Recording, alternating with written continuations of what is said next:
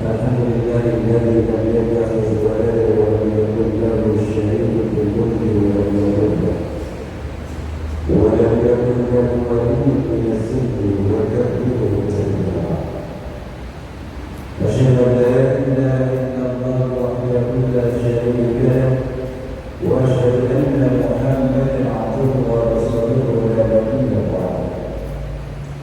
قال الله تعالى في كتابه الكريم وهو أصدق القائلين: أعوذ بالله من الشيطان الرجيم بسم الله الرحمن الرحيم يا أيها الذين آمنوا اتقوا الله حق تقاته ولا تموتن إلا وأنتم مسلمون.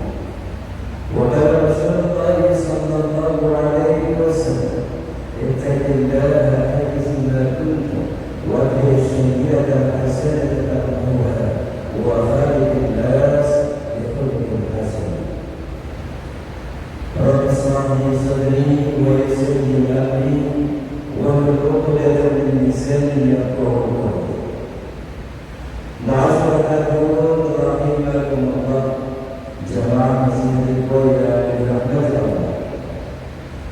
Marilah pertama dan yang paling mudah kita panjatkan puja puji syukur kita kehadirat Allah Subhanahu wa taala yang telah melimpahkan rahmat hidayah serta nikmatnya yang begitu besar kepada kita, terutama nikmat iman, nikmat Islam, nikmat sehat wal afiyah, nikmat yang umur dalam taat kepada Allah. Alhamdulillah kita masih diberikan kesempatan oleh Allah untuk selalu mendekatkan diri dan istiqamah dalam ibadah. Dan insyaallah mudah-mudahan apa yang Allah berikan ini juga menjadi hamba Allah yang selalu bersyukur atas nikmat yang Allah berikan kepada kita. Salawat dan salam kita sampaikan kepada junjungan kita Nabi Muhammad sallallahu alaihi wasallam beserta para sahabatnya, kerabatnya serta keluarganya dan kita sebagai umatnya berharap mudah-mudahan mendapatkan syafaatul uzma yaumil qiyamah. Amin amin ya rabbal alamin. Ma'asyiral rahimakumullah. Kita ketahui bahwa rasa syukur kita kepada Allah Subhanahu wa taala kalau dibandingkan dengan apa yang Allah berikan kepada kita, itu masih jauh dari rasa kita bahwa kita masih bersyukur kepada Allah Subhanahu wa taala. Maka karena itu sebagai hamba Allah yang beriman yang disebut dengan mukmin, maka ada yang namanya etika kita kepada Allah dan etika kita kepada hamba-hamba Allah atau dan bersosialisasi dengan orang-orang yang ada di sekitar kita. Kalau kita akan garis lurus, maka garis vertikalnya itu adalah hamba dengan Allah Subhanahu wa taala. Maka apa kewajiban seorang hamba kepada Allah sebagai khalik penciptaan makhluk yang menciptakan makhluknya? Maka seorang hamba punya kewajiban kepada Allah untuk menghambakan diri kepada Allah. Artinya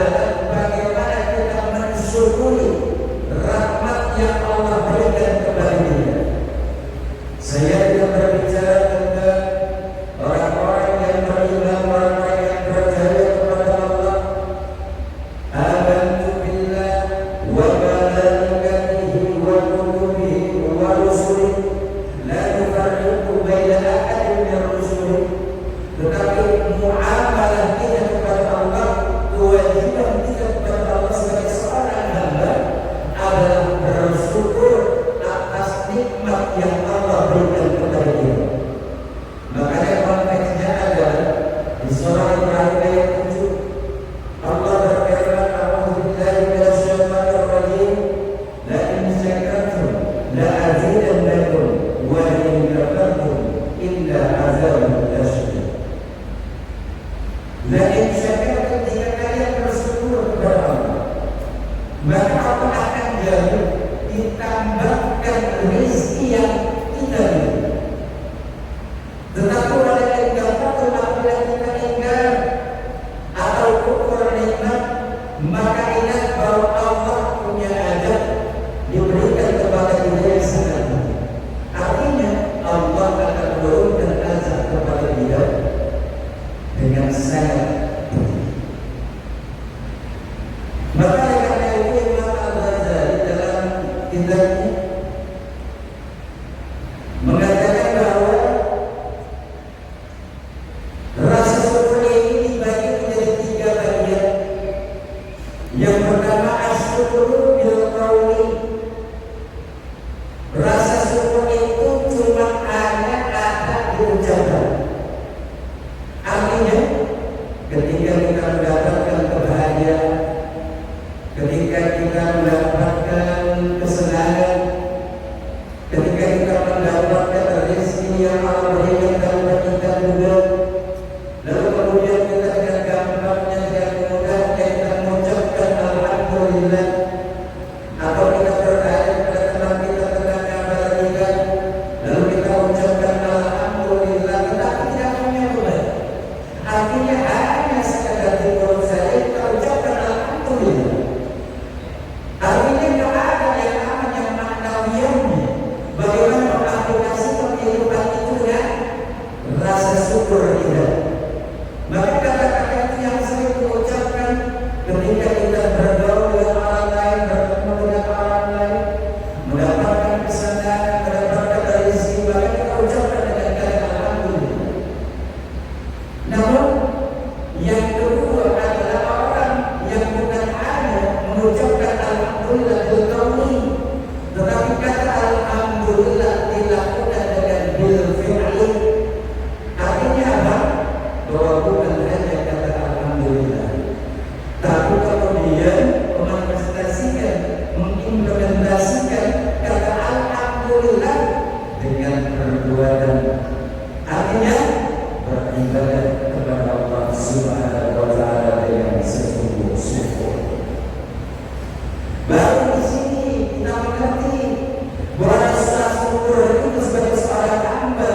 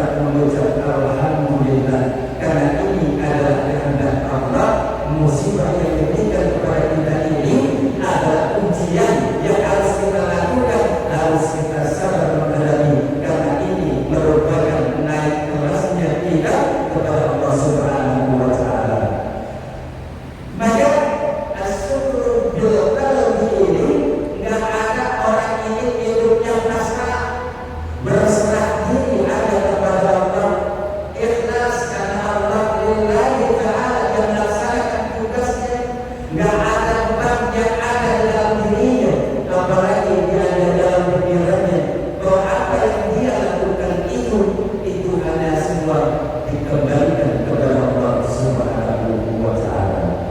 Itulah rasa syukur di dalam yang tertanam dan terpatri di dalam diri manusia itu sendiri. Maka orang-orang yang seperti ini tidak pernah lagi yang namanya memikirkan kebutuhan dunia saja, tetapi yang dipikirkan adalah bagaimana nanti mempertanggungjawabkannya di hadapan Allah Subhanahu wa Ta'ala, mulai dari ujung rambut sampai ujung kaki ketika kita diciptakan oleh Allah. Maka itulah pertanggungjawaban kita, karena kita tahu ketika Allah menghisab kita, maka al-yawm nahtimu ala afwahihim wa tukallimuna aydihim wa tashhadu arjuluhum bima kanu yaksibun. Semua anggota tubuh kita akan berbicara, semua apa yang kita miliki pun juga akan bersaksi bahwa semua itu akan ada pertanggungjawabannya di hadapan Allah. Maka yang pertama kita lakukan adalah bersyukur, bukan hanya bil qauli tapi bil fi'li, dan ditanamkan di dalam hati, di dalam hati kita masing-masing. Itulah hubungan kita ketika seorang hamba kepada Allah. Lalu apa yang kedua? Yang kedua adalah istighfar. Sama halnya dengan rasa syukur, ada istighfar bil qauli, ada istighfar bil fi'li, ada istighfar bil qalbi. Bahwa kita bermohon ampun kepada Allah bukan hanya mengucap astagfirullahaladzim kita, bahasa kita akan mengucap astagfirullahaladzim ketika kita melihat atau kita tidak musibah, tapi pada hakikatnya bagaimana mengaplikasikan istighfar ini dalam kehidupan kita. Bahwa Rasulullah Sallallahu Alaihi Wasallam setiap hari dia mengucapkan kata istighfar, mohon ampun kepada Allah minimal 100 kali. Karena kita tahu bahwa segala aktivitas yang kita lakukan setiap hari, mulai dari pagi hari sampai bertemu dengan pagi lagi, kita tidak pernah tahu aina batasnya, bagaimana batasan dia, dimana kita mungkin bisa menyakiti orang lain, bisa menghina orang lain, atau mungkin menyakiti orang lain. Ingat bahwa jari-jari yang ada di tangan kita ini bisa saja menyenangi orang lain, tapi bisa juga menyakiti orang lain.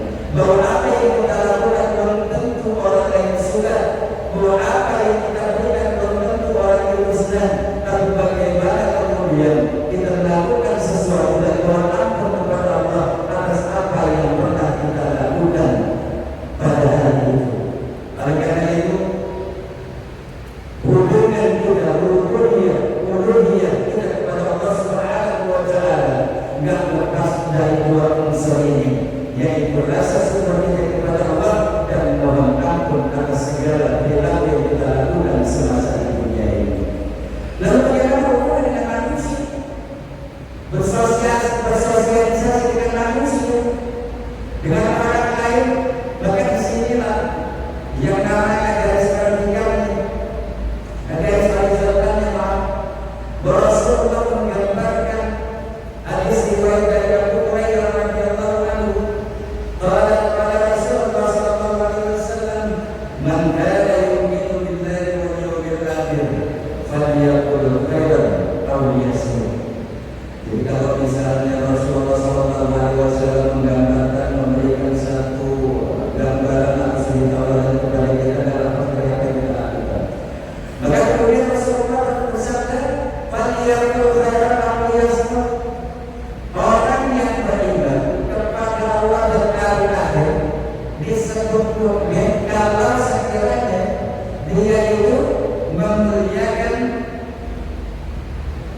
berkata baik, atau kalau bisa tidak bisa berkata baik kepada dia. Ini susah.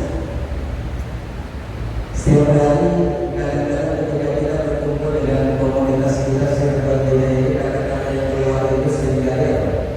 Kalau tidak membuli orang lain, lalu kemudian kita tertawa. Karena Rasulullah tidak menganjurkan hal seperti itu. Yang dianjurkan oleh Rasulullah, kita harus lebih banyak berkata baik. Kalau tidak mau itu gimana? Lebih baik kalau usah tahu. Jangan seolah-olah sok tahu bahkan kemudian menimbulkan keinginan yang bahaya.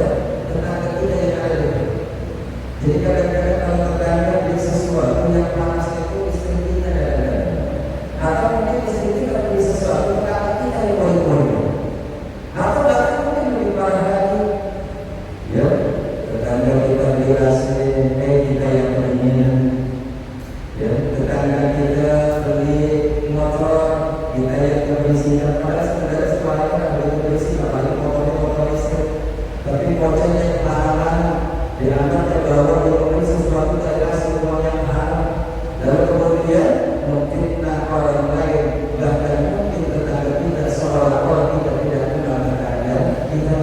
Padahal sebenarnya ketika kita mendapatkan musibah, siapa yang paling membantu pertama kali? Bukan saudara kita, ya, bukan orang jauh, tetapi orang yang membantu kita adalah tetangga kita yang menyiapkan segala sesuatunya. Ada ketika ada orang yang meninggal, yang diomongin belum tentu langsung ada di tempat, ada yang di Jogja, ya ada yang di Cirebon, ada yang di Jakarta, mungkin pada saat itu ya, tidak ada kesempatan untuk ada dapat melakukan tetangganya yang membantu kita itu.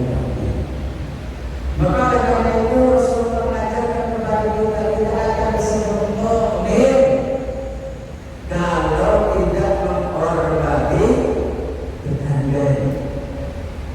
Dan dari terakhir, negara yang memiliki beliau falyukrim bayyutahu, memuliakan tamu. Bahwa tidak disebut orang yang beriman kepada Allah dan hari akhir kalau dia tidak memuliakan tamunya. Bahkan kadang-kadang kita merasa besar, merasa bahwa orang yang datang kepada kita ini cuma ada perlunya saja. Ketika ada perlunya datang lalu kemudian kita menganggap bahwa orang ini bikin masalah. Bahkan antara saudara kita yang tidak pernah datang, ketika datang kalau minta sesuatu atau pinjaman kepada kita yang kita anggap bahwa orang kita akan masalah uang kalau kita ada kebaikan atau bahwa dia tidak pernah datang. Bahaya. Maka Rasulullah mengatakan hal yang seperti itu. Kita tahu Nabi Ibrahim Khalilullah dari dalam surah Az-Zariyat itu diceritakan bahwa Nabi Ibrahim kedatangan 4 tahun malaikat yang datang membawa kabar gembira. Ya ketika malaikat datang malam-malam tengah malam ketok pintu Nabi Ibrahim bingung mau dibukain pintu apa enggak, karena kalau yang mau dibukain pintu belum tentu yang datang ini orang baik. Tapi kalau tidak dibukain pintu, Nabi Ibrahim merasa bahwa kalau begitu saya tidak memuliakan kamu. Maka mau nggak mau ketika ada ucapan salam dari luar, Nabi Ibrahim membuka dengan menjawab Waalaikumsalam, lalu kemudian mempersilahkan dunia ketika baik-baik. Malaikat Israel, Jibril, Mikail yang datang kepada Ibrahim. Lalu kemudian Nabi Ibrahim minta kepada saya, ada makanan apa yang ada di persediaan kami? Kata Sayyidina Salam, tidak ada. Ya, kalau kita kan kedatangan tamu, kita tidak habis makanan yang kita sediakan. Dan Nabi Ibrahim ya dengan cekatannya lalu bersegera yang membeli hewan sapi, anakan sapi yang masih muda, dibiarkan cepat dihidangkannya setelah dimasak, lalu kemudian dihidangkannya kepada para malaikat yang datang bertemu. Tetapi ketika Nabi Ibrahim persilakan, ya mereka tidak makan. Mereka mengucapkan terima kasih karena mengatakan bahwa saya tidak makan. Baru sadar Nabi Ibrahim ketika melihat bahwa ternyata yang datang ini bukan manusia, tetapi malaikat yang diutus oleh Allah Subhanahu wa Ta'ala untuk menyampaikan risalah, menyampaikan pesan. Ada yang baik, ada yang buruk. Baru sadar Nabi Ibrahim lalu kemudian bertanya, apa pesan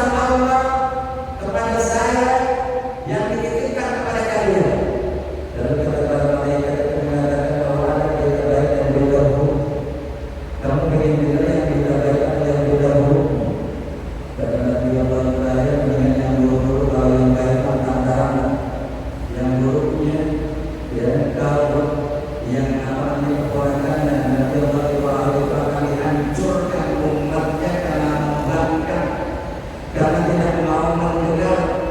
Lalu kemudian Allah perintahkan kepada kamu untuk menghancurkan mereka dengan sehancur-hancurnya. Bagaimana dia bisa selamat kalau Allah turunkan dan kata sama dengan umat-umat yang mengikuti mereka? Lalu ada yang kedua, kata malaikat Jibril, engkau akan dikaruniai anak dari istri Musa. Ini pertanyaan, si Musa saat itu usianya berusia sudah punya anak. Tapi disitulah kehendak Allah bahwa Allah memberikan sesuatu yang nampak juga, dan itu semua adalah karunia dan rahmat Allah diberikan kepadanya. Maka memuliakan ini merupakan kewajiban buat kita. Jangan kemudian kita suzon kepada. Tetapi yang dia dulu juga kalau yang tanpa